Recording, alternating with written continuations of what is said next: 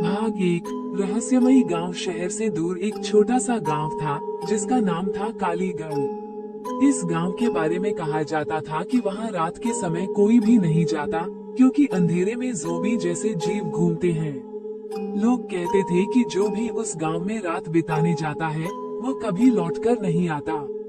रवि और उसके 4 दोस्त सुमित, आकाश, पायल और नेहा मजाक में इस कहानी को अफवाह समझते थे। वे सभी YouTube के लिए हॉरर कंटेंट बनाते थे, इसलिए उन्होंने तय किया कि वे एक रात कालीगढ़ गांव में बिताएंगे और अपनी आंखों से सच देखेंगे। वे सभी रात के 9 बजे गांव पहुंचे।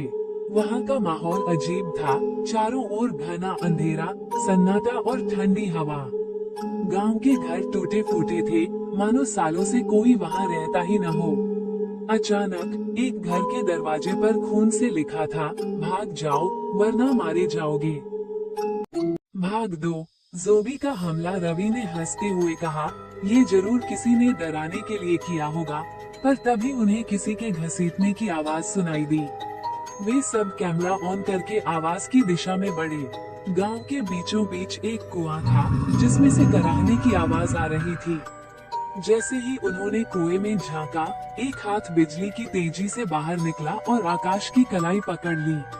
वो हाथ कटा फटा था, हड्डियां झांक रही थी और उसकी पकड़ बर्फ जैसी ठंडी थी।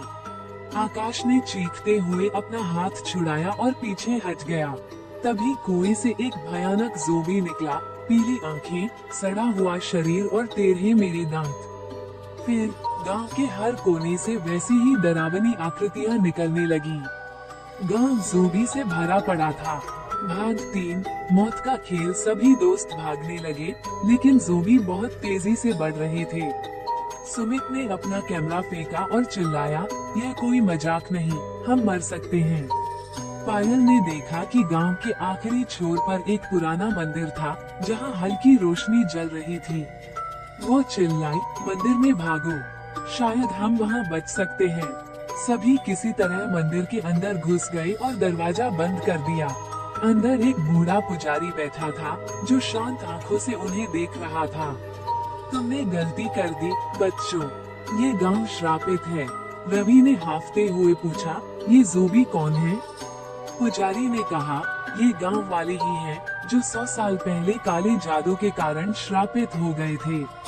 कोई भी यहाँ आएगा, वे उसे भी मारकर अपनी सेना में बदल देंगे। भाग 4। आखिरी मौका। तभी मंदिर का दरवाजा जोर जोर से धड़धड़ाने लगा। ज़ोंबी मंदिर के अंदर आने की कोशिश कर रहे थे। पुजारी ने जल्दी से एक त्रिशूल रवि को दिया और कहा, इससे गांव के बीच बने शमशान में रखी काली वेदी को तोड़ दो, तभी यह श्राप खत्म होगा। पर शमशान वही था जहां सबसे ज्यादा ज़ोंबी घूम रहे थे। क्या रवि और उसके दोस्त ज़ोंबी के बीच जाकर वेदी तोड़ पाएंगे, या वे भी उसी श्राप का हिस्सा बन जाएंगे? आगे पार्ट 5 देखने के लिए नीचे कमेंट में बीटे और चैनल को सब्सक्राइब करें। Thanks for watching.